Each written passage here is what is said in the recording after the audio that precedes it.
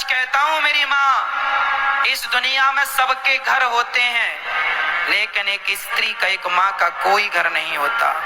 जब तक पति होता है तो वो ताने मारता है मेरे घर से निकल जाओ, गुस्सा आती है तो बोल देता धोखे से निकल जा मेरे घर से, और बेटे ने कह दिया मेरे घर से निकल जा, तो बताओ फिर इन माओं का घर कौन सा है? कौन हुआ इन माओं का घर? सारी जिंदगी जो माँ अपने बच्चों को अपना मेरा बेटा मेरा बेटा मेरा बेटा कहती थकती नहीं थी, उन्हीं बच्चों ने आज सामान बाहर फेंक दिया, निकल जाओ मेरे घर से। क्या यही न्याय है इन माओं के साथ? प्रार्थना करता हूं अपनी माँ को तो ना दुखाओ, माँ का तो दिल ना दुखाओ जिसने तुम्हें जन्म दिया है, और वो भी इस उम्र में चलने फिरने की हिम्मत नहीं है। जब बच्चों की जरूरत होती है, जब बच्चों के सहारे की जरूरत होती है माँ को, तब बच्चे अपनी माँ को घर से निकाल देते हैं।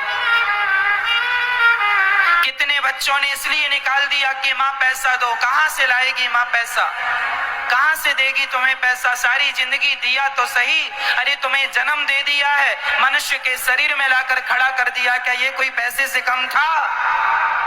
लेकिन बच्चों का तो पेट भरता ही नहीं, पता नहीं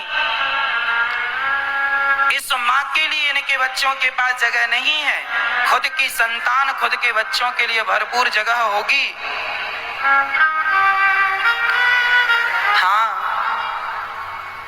प्रिय भक्तों, प्रार्थना करता हूं कहीं इनके बच्चे मिले तो जरूर हाथ जोड़ के कहना, वाह बेटा, अपनी माँ के साथ क्या ऐसा व्यवहार करना शोभनीय है? क्या अपनी माँ को बुढ़ापे में इतने आंसू देना तुम्हारे लिए यही ठीक लगा तुम्हें? अरे खुशियां तो दे ना सके, आंसू और दे दिए। कहां जाएंगी ये माँ? इसलिए यदास अनिरुद्ध ने इन माओं के रहने के लिए गौरी गोपाल वृद्धाश्रम बनाया है। वो पति के घर को भले ना कह सकें कि ये मेरा है, बेटे के घर को भले ना कह सकें कि ये मेरा है, और गौरी गोपाल वृद्धाश्रम में रहती हुई माँ ये कह सकती है कि ये घर मेरा है। इसलिए ये दास अनिरुद्ध आपसे प्रार्थना करता है कि इन माओं के आंसू को पहुंचने के योग ईश्वर ने बनाया है, सामर्थ्य दी है ईश्वर ने, तो जरूर इन माओं के आंसू पहुंचिएगा। गौरी गोपाल वृद्धाश्रम माओं से पैक हो चुका है, एक किराए से हमने आश्रम ले रखा है, इसलिए ताकि इन माओं को वापस जाना ना पड़े। आश्रम में बिल्कुल जगह नहीं बची, माताएं आती हैं, फिर भी हमसे ये नहीं कहा जाता कि अब जगह पूरी हो गई है। 1000 माताओं के लिए बड़ा आश्रम बनाने की जरूरत है।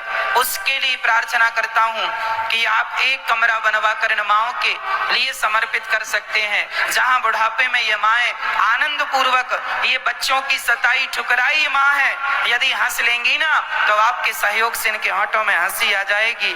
आंसू आप ही पहुंच सकते हैं अपने सहयोग के बल पर। ये दास अनिरुद्ध इन माओं की सेवा करता है, आप सभी सहयोग करते हैं, और बिहारी जी की कृपा ये सब काम हो रहा है। आप एक कमरा बनवा कर सहयोग करें तो ठीक, नहीं तो एक कमरे की छत आप बनवा सकते हैं। एक माँ को, इन माओं के लिए एक छत बनवा सकते हैं, जहां आपकी छाया में ये माताएं अपना बचा हुआ बुढ़ापा आनंद से जी लेंगी। मैया जी, अब आपका तीसरा बेटा ये दास अनिरुद्ध है, भले वो 2 बेटे सेवा ना कर पाए हों, पर ये दास अनिरुद्ध आपका बेटा बन के आपकी सेवा करेगा, आपको वचन देता है।